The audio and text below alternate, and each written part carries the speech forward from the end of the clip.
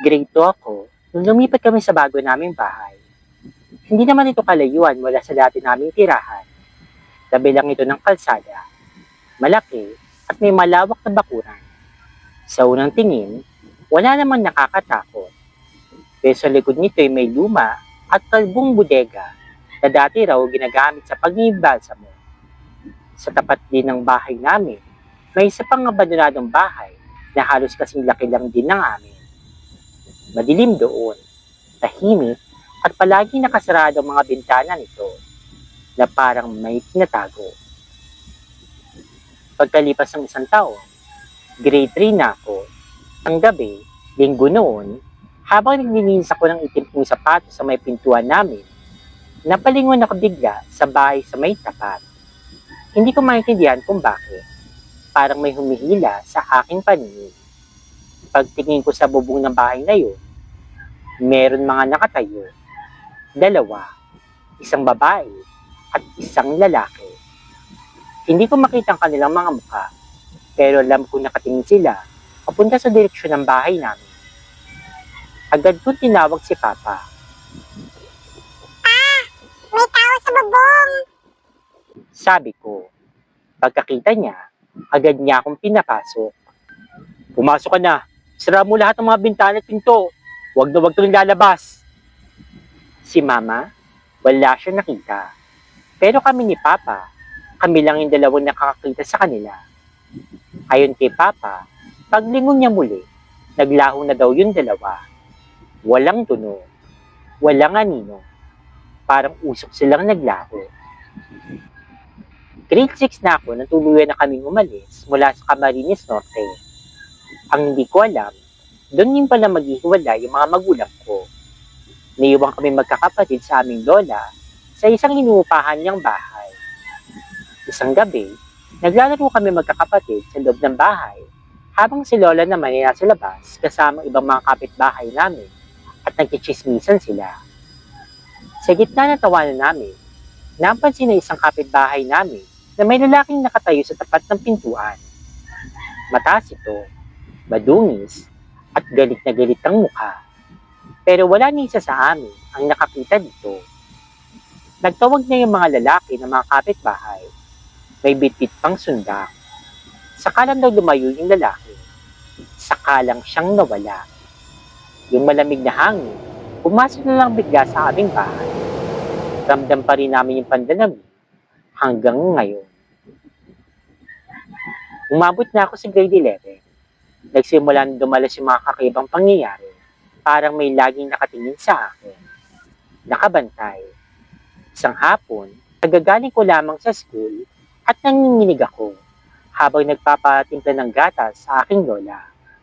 Kahit sobrang init ng tubig, hinirup ko yun ng dire-diretso. Maya-maya pa, nawalan ako bigla ng malay. 4 na oras daw akong walang malay.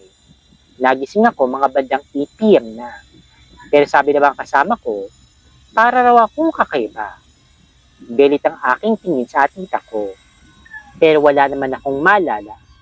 May mga sandaling nagsasalita ako, pero hindi daw kilalang wika. Para daw akong sinasaniban. Hindi naman ako niniwala sa ganun. Iba kasi ang religion ko. Pero kinabukasan, dinala lang nila ako sa private hospital. Habang nagpapacheck up, bigla na naman akong nanginig. Nakarinig na ako ng mga salita na ipo-confine daw ako. Saka ko ulit nawala ng malay. Pagkagising ko, nakatali na yung mga kamay at tako. Sabi nila, 7 nurse at 2 doktor ang pumipigil sa akin kasi nagbawala na daw ako. Sinusubukan ko daw tanggalin yung dextrose na nakakabit sa akin at nagsisigaw ako. Palihim daw akong pinasatingwar ng aking lola. Alam nilang magagalit ako. Pero sa huli, sinabi rin nila ang resulta. Ayon sa albularyo, matagal na raw akong sinusundan. May isang nilalang na gustong mangagkin ng aking katawan. Ayaw akong pakawalan. Hanggang sa dinala na ako ng mama ko sa probinsya kung saan siya naninirahan kasama kanyang bagong pamilya. Naligo kami sa ilog doon. Pag-uwi namin, nangyari ulit ang hindi dapat. Ngunit bagong lahat, may usapan kami ni Mama Walang dasal, walang krus. Pero nang isagawa ang Santigua, 3 beses nila itong inulit.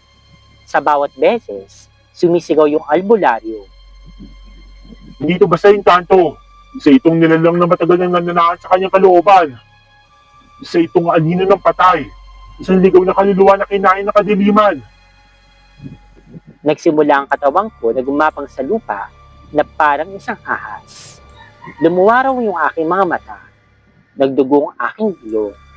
Nanginginig ang buo kong katawan. Habang sumisigaw ako na,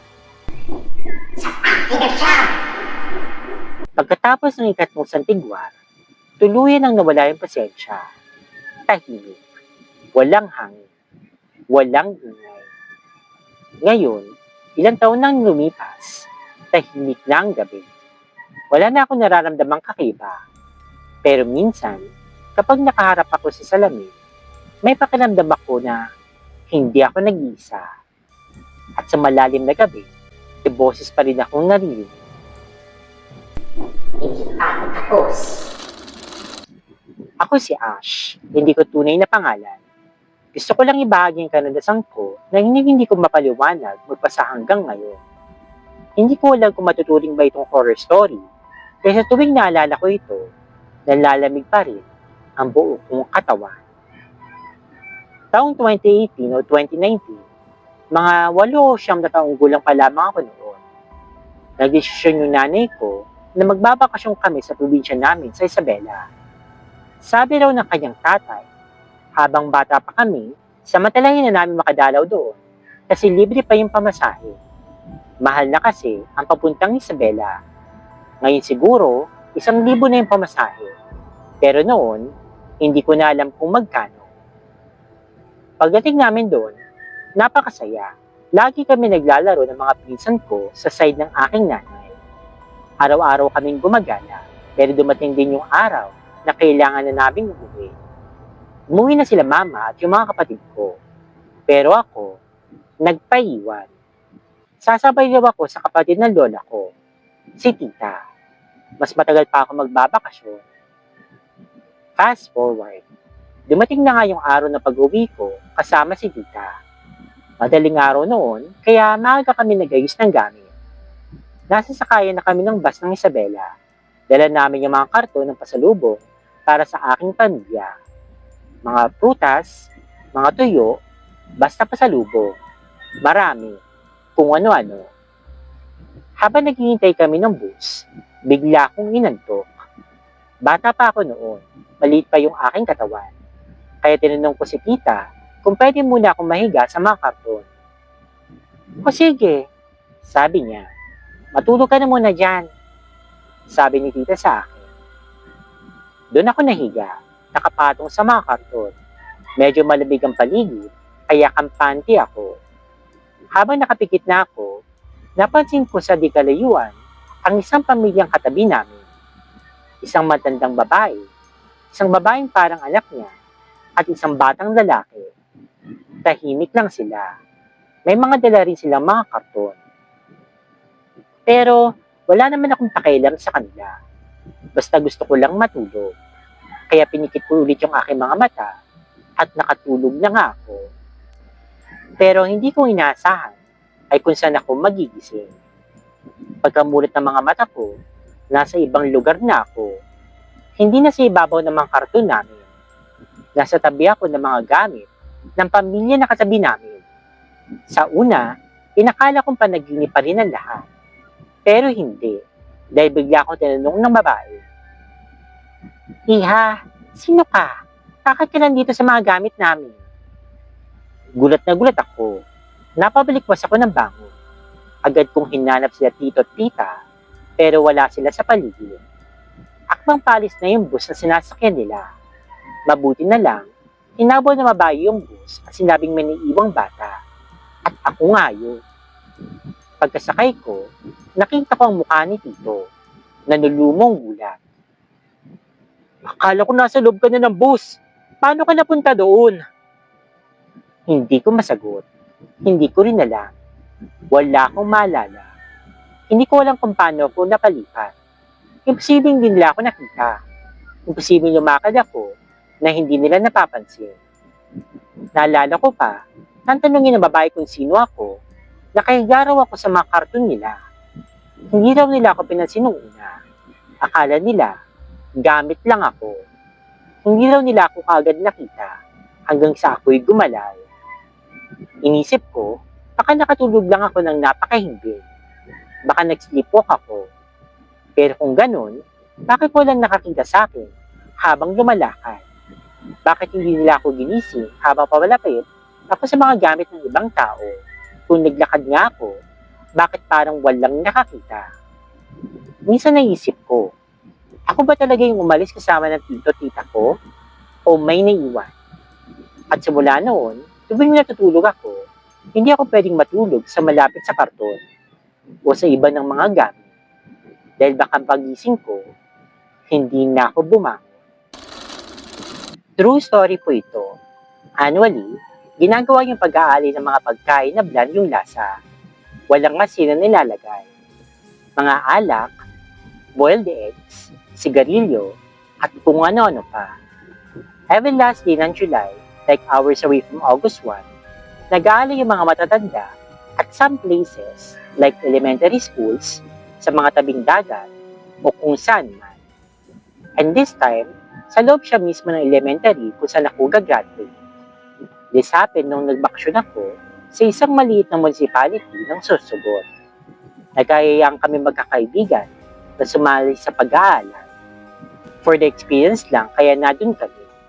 Then during orientation, sinabihan kami ng isang lalaki. Siya yung lumilibot na may dalang insenso sa isang bao. Sinabi niya sa amin na, Kung ano man ang inyong makita, marinig o maramdaman, huwag na huwag kayong magsasalita. Sarilihin nyo na lang. so, nagkaroon talaga ako ng spooky vibes at kinabahan na ako noon. Pagkatapos magdasal, nagsindi na ng insenso yung lalaki. Nagsimula na siyang umikot sa school namin. Sobrang tahimik namin habang pinagmamasdan siya sa kanyang mga ginagawa. Weird lang din nung bilang nawala yung hangin sa paligid pagkatapos hindihan yung insenso. Medyo uminit yung pakiramdam ko, kaya nagsimula ako mag-sign up the cross at magdasal sa aking isipan. Walang kahangin-hangin noon, nang biglang lumakas yung apoy doon sa baon ng lalaki. Kalahati pa lang ang ikot niya, pero bumalik siya kung saan kami nakaupo at may kinausap siyang babae. Tumingin siya sa amin at sinabi na, "Huwag kayong magdasal. Huwag niyong kontrahin yung mga nilalang na nandito." Doon ako nag-freak out. Sinisip-sip ko, paano nahulaan nagdarasal ako? Kaya tinigil ko na lang yung pagdarasal.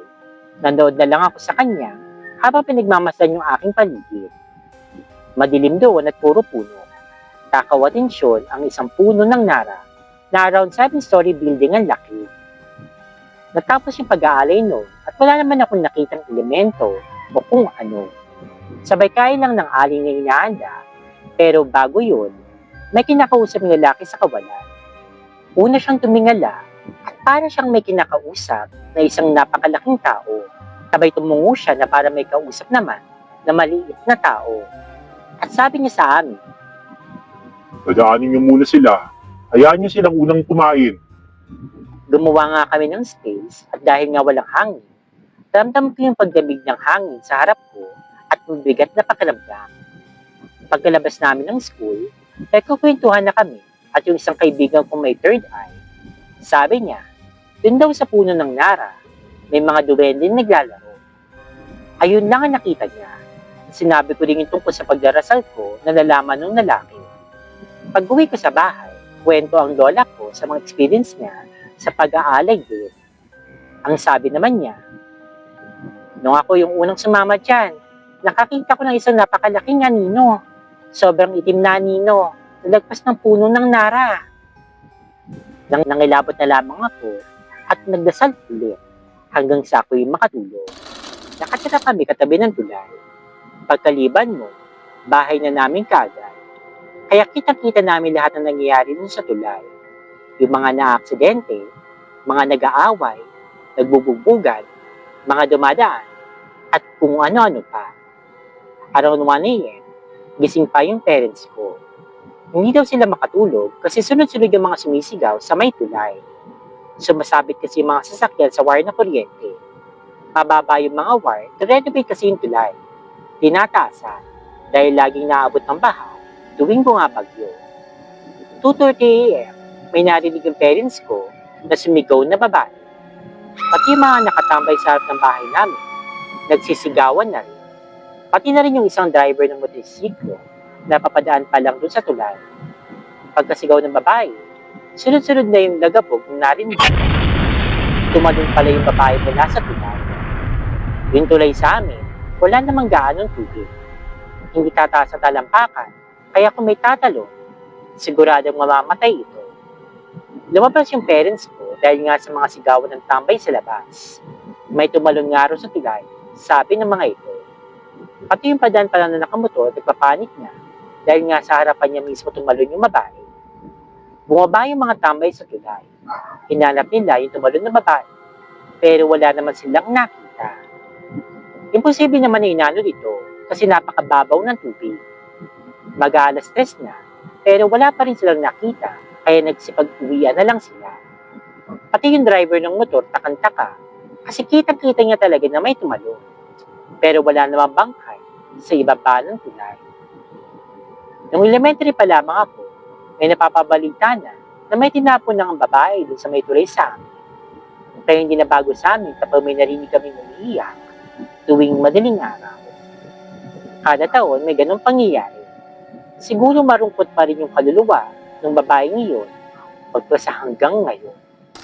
Hindi ako magaling magkwento, pero susubukan kong ilahad ang karanasang ito. Isang alaala mula 2017 na magpasa hanggang ngayon, tuwing naalala ko, kinikilabutan pa rin ako. Bagong lipat kami noon sa isang inuupahan bahay sa Las Piñas. Maganda naman yung bahay, maliwalas at maayos, pero may isang problema. Makita ng daan papasok, dahil iskinita ang tanging daanan. Halos kalbaryo ang paghakot ng mga gamit. Hapon na kami natapos, bandang alas 5, pasado alas 6 na ng gabi. Lahat kami, pagod na at pawisan. Galing pa kasi kami sa mahabang biyahe. Habang nagpapahinga, napansin naming may usok na parang sumisingaw mula sa dulo ng iskinita. Hindi ang may sunog, kaya hindi namin ito pinansin. Akala namin, nag-iihaw lang yung mga kapitbahay. Maya-maya, may dumating na isang matandang lalaki. Payat ito, kuba, nakasuot ng lumang baro. May hawak na itim na takurin ang umusok. Nagpakilala siyang isang albularyo. Doon pala nagagaling yung usok. Nagtaka naman yung papa ko. Tinanong niya ito, ano pong sadya niyo rito? Dulo na po ito ng iskinita. Tumitig lang sa kanya yung matanda. Saka mahina, ngunit malibig na sinabi na, May nakatakas na kapre. Hinahabol ko. Dito siya tumakbo. dapat din kami sa isa't isa. Yung mga magulang ko, hindi naman naniniwala sa mga multo o kaya mga laman lupa. Sabi nga nila, wala lang ang mga ito. Kaya binaliwala na lang nila yung mga sinabi ng albularyo. Tumalikod naman yung matanda at umalis na hindi man lang lumilingon o nagsalita muli. Hanggang dumating ang gabi, pagod na pagod ako at agad akong nakatulog. Pero bandang madaling araw, may gumising sa akin. Mahina, pero malinaw. Tumawag ng aking pangalan. Akala ko naman ay si Mama. Nainis pa nga ako noon. Gabing-gabi na, bakit niya ako gigisingin? Bumangon ako at tinungong ko yung kwarto nila. Pero laking gulat ko na pagbukas ko ng ilaw, tulog yung mama at papa ko. Nagkakamali lang siguro ko. Inisip ko. Kaya bumalik ako kagad sa aking higaan.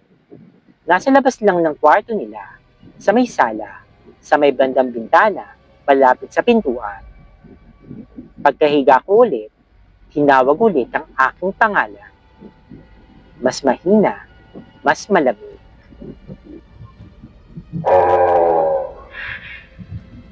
Pinilit kong huwag pansinin. Pumikit na lamang ako. Pero may nakita akong anino. Nakatayo sa labas ng bintana. Walang mukha.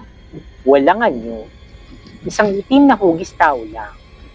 Una, inisip ko na baka tao lang talaga yun. Pero habang tinititigan ko ito, biglang bumigat yung aking dibdib. Hindi ko ito kilala. Hindi ito kasamahan sa bahay namin. Wala kaming kilala dun sa lugar na yun. Bagong lipat pa lamang kami. Wala dapat ni isang mga tao na may alam sa aking pangalan. Naalala ko bigla yung babala ng albularyo. May nakatakas daw na kapre. Hindi ako makagalaw. Hindi ako makasigaw. Pinikit ko na lang yung mga mata ko. Umaasang mawawala rin ito kung hindi ko papansinin. Pero hindi ito umalis. Mas lalo pa nga lumapit. Mas lumalim pa ang boses.